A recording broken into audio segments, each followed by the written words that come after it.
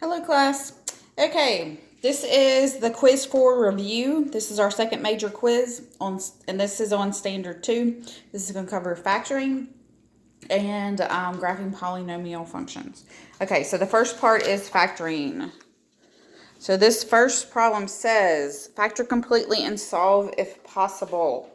So we've got to factor out. Remember, the first thing you always factor is a GCF. Well, we have p to the third plus 19p squared plus 90p. So they all have a p. So we're going to factor out a p. We divide everything by p. And that just takes a p away from everything. So that's p squared plus 19p plus 90 equals 0. Okay, and then within these parentheses, we've got to factor that. And that's where we have to use our multiply and add numbers. So our multiply number, remember, is this number times this 1 right here. We're going to take both of those, multiply them, that gives us 90. And then the add number is the middle number. It is 19. So we have to find the factors of 90 that will add up to 19. So we know that's, you go through the factors, it's going to be 9 and 10. You should know that. 9 times 10 gives us 90. 9 plus 10 gives us 19. So this is 19p. So we're going to be saying positive 9p plus plus 10p is what we're going to replace this 19p with. So everything's coming down. This outside p is coming down. Then we have p squared plus 9p plus 10p plus 90 equals 0. Okay, and then now we can factor by grouping. Our goal was to get 4 terms here. We did, so we're going to factor by grouping. We're going to take our first 2 terms and we're going to factor out the greatest common factor. Well, this has a 1 and this has a 9, so we can't factor out a number. We can factor out a p. We're going to divide it by p. So that leaves us with p plus 9. And then our second group is the 10p and 90. Well, they both don't have a p, so we're not going to be able to factor out a p. But 10 and 90 was the greatest common factor. Well, that's 10. Since this is positive, we're going to factor out a positive 10. So that leaves us with p plus 9. We just divided both. Those canceled out. 90 divided by 10 is 9. Okay, and we're almost done with the factoring. So I'm going to keep bringing that outside p down. Equals 0. Okay, so one of our factors is this p that we factored out at the very beginning. Then the other factor is the one that they have in common, p plus 9. And then the last one is the one that is on the outside, p plus 10 equals 0. So those are our factors, p times p plus 9 times p plus 10 equals 0. Then we're going to set each of them equal to 0.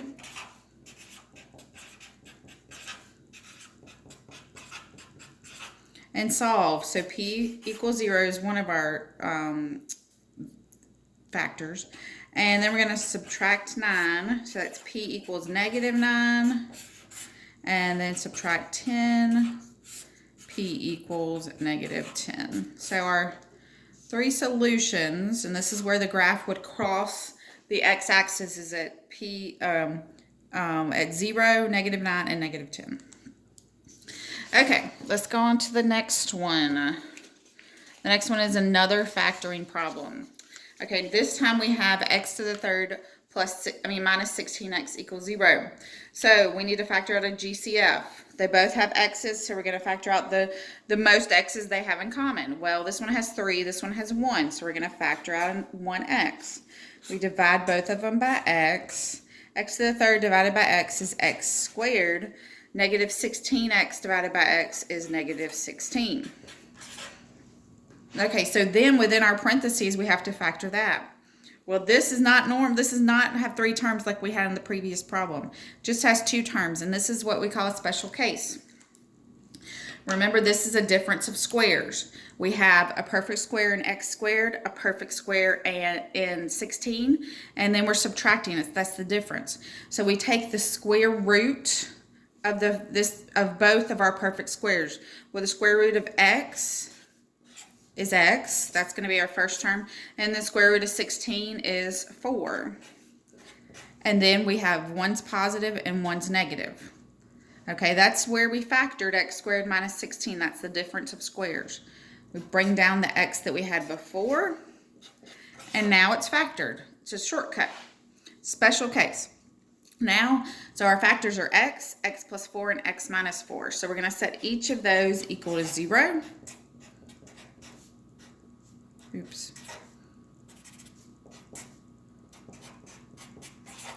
Yeah, I forgot to put the 0 there.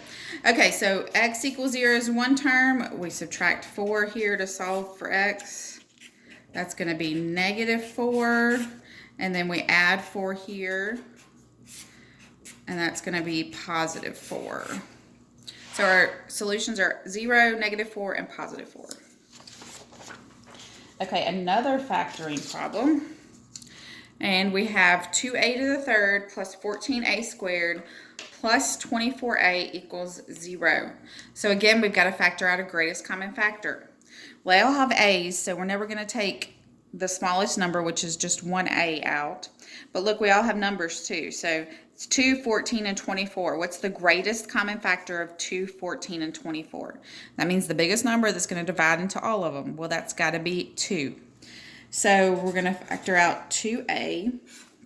That means we're dividing each term by 2a. So 2a to the third divided by 2a. The 2's cancel out, and we're left with a squared. Plus 14 divided by 2 is 7. A squared divided by a is just a. 24 divided by 2 is 12, and the a's cancel out. Okay, so now within our parentheses here, we have to factor like we did before with our multiply and add number. So our multiply number is the 12 and then this 1 over here. So 12 times 1 is 12. And then our add number is the 7 in the middle. So we're going to take our factors of 12. Then we got to find 2 that will add up to 7. So that's 1 and 12, 2 and 6, and 3 and 4. Which pair is going to give us 7? Well, we know that's 3 and 4 here. So we know this 7a is going to become positive 3a and positive 4a. So let's rewrite our function. So we got 2a on the outside. We got to keep bringing it down. Then we have a squared. Instead of 7a, we're going to write positive 3a, positive 4a, plus 12 equals 0. And we have to factor by grouping again. So this first group, a squared and positive 3a, we're going to factor out the greatest common factor. That's an a. We divide both by a. So we're left with a plus 3 when we divide by a. And then the second group we're going to factor by grouping is positive 4a and 12. Well, we're going to factor out the greatest common factor here is just positive 4. So 4a divided by 4 is just a. 12 divided by 4 is 3. And remember, we wanted the ones in parentheses to be the same. That was our goal, and that's what happened. So, and we still have to keep bringing that 2a down. So, here's our factors. The 2a that we factor out at the very beginning is one factor. The one they have in common, a plus 3, is another factor. And then what's on the outside, a and positive 4. So there's our 3 factors. We're going to set them all equal to 0 to find our solution. So 2a equals 0, a plus 3 equals 0, and a plus 4 equals 0. We divide by 2. 0 divided by anything is 0. We're going to subtract 3. A equals negative 3. And then we're going to subtract 4. So A equals -4. So our solutions are A equals 0, A equals -3, and A equals -4. Okay. Okay, here, hold on just a second. Okay, so our next problem, we're going to factor this completely. We can't solve it, but we can factor it. And we have 27m to the third plus 64. Well, remember, we had our list of perfect cubes here. We are looking for perfect cubes. 27 is a perfect cube and 64 is a perfect cube. M to the third is also a perfect cube. So, remember, this is going to be either a difference or a sum of two cubes. This is a sum of two cubes because we're adding. So we're going to use our formula here. We need to find A and B. So since this is A, we're going to, what's the cube root of 27m to the third? Well, the perfect cube of 27 was 3, is 3 to the third, so it's going to be 3m. And then 64, 4 to the third is 64, so our B is 4. Took the cube root of both of those. Now we're going to plug it in to our formula up here. So that means that it's A plus B. So it's 3m plus 4 times A squared. That's 3m squared minus A, 3m times B, which is 4, plus B squared, which is 4 squared. Okay, 3m plus 4 cannot be simplified anymore. It's good to go. But we need to simplify over here.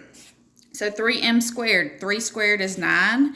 M squared is just m squared.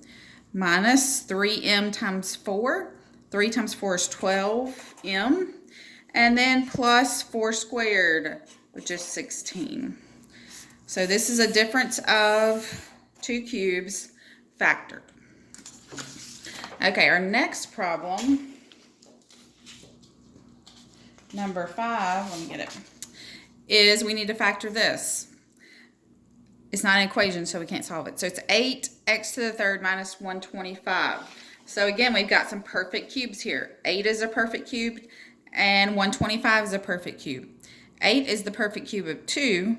125 is the perfect cube of 5.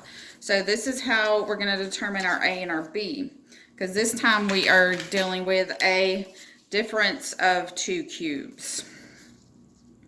So we need to have an A and B again. So A is this 8. Well, we know that 8 is 2 to the third power, so it's 2. X to the third is x to the third power. And then B is this 125 here to the, what is that to the third power? Well, that's 5. Okay, so now we know what A and B are, and we're gonna fill them into our formula. So it's A minus B, that's 2x minus 5, times A squared, 2x squared, plus A times B, 2x times 5, plus B squared, 5 squared.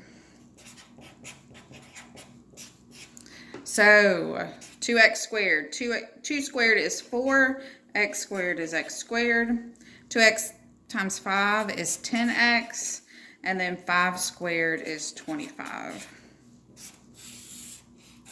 So that is factored. We can't go any further with that.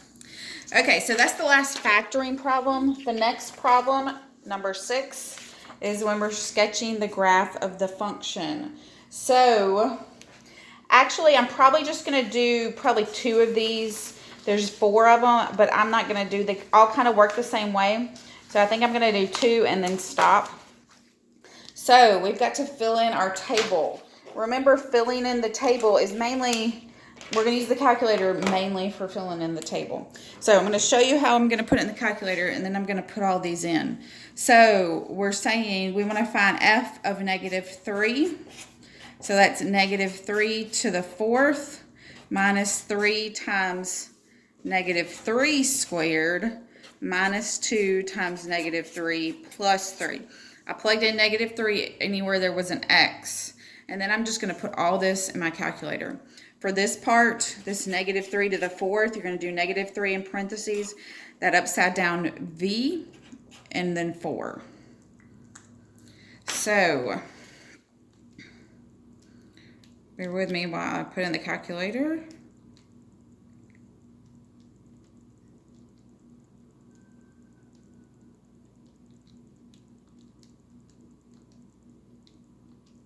Okay, and I got 63. Okay, and I'm going to just change. I'm just going to use the calculator. I don't know if you can see that, but all I'm going to do is go up and change where I had a -3. I'm just going to put in a -2. And print all the parentheses are going to turn to -2.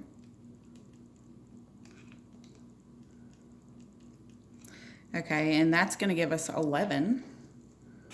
I'm going to do the same for -1.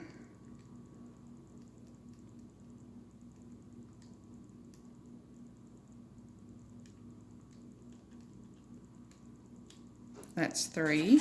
Well, we know 0 is just the constant down here. That's 3. 1, +1. So I'm just going to delete the negative on all these.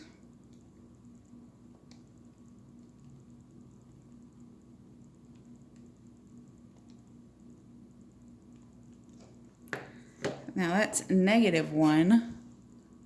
And then 2, which change all those to 2.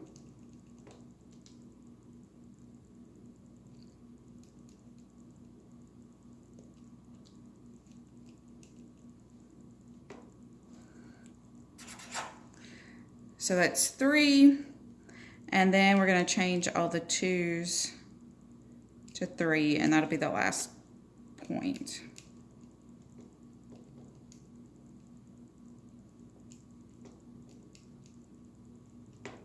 And that's 51.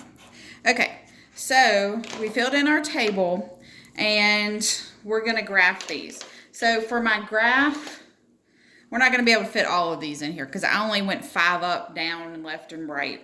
So these aren't going to make it, but these 4 points in the middle will, and that should be enough. So here, I've got my graph over here. So our first point is -1, 3. So x is -1, y is +3. Our second point is x is 0, y is 3. And then we've got x is +1, -1, and then 2 and 3 again. Okay, so remember we're going to connect those, curve them as much as we can. And then remember we've got to have end behavior, and that's the last part of this. So I hope you have a chart. I hope you made the chart with the notes like this. I've got my chart out again, or either printed it off of the Google Classroom. So we need to start off, we're going to fill in degree and leading coefficient, and that will tell us which graph to follow. So the degree here is the highest exponent. Well, the highest exponent is 4.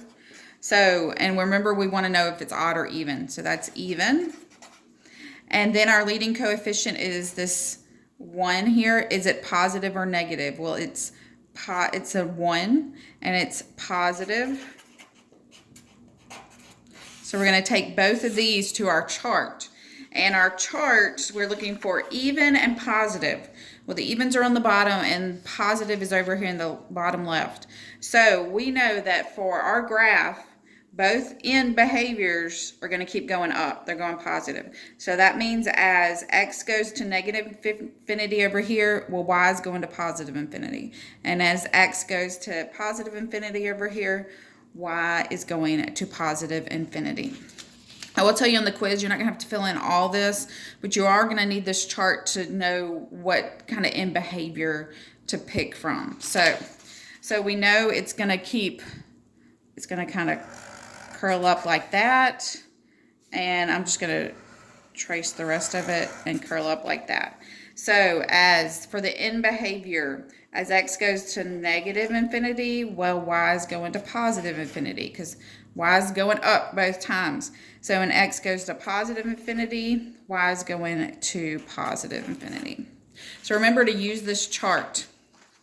Use your chart. Okay, this video is already 20 minutes, so I'm going to stop it there. There are 3 more problems on the review. If you have questions on that, please send me a comment or call me on the Google text or voice, or send me an email about it, and I'll be happy to help you with it. But there are problems on just like this in the notes, and I feel like one problem, they kind of all work the same way. You're going to fill in the table. You have to first fill in the table and then plot your points, and then use the chart to figure out, well, decide what your degree and leading coefficient are, and then use your chart to choose how the end behavior of the graph is going to look. Okay, again, ask me questions if you got them. Y'all have a great day.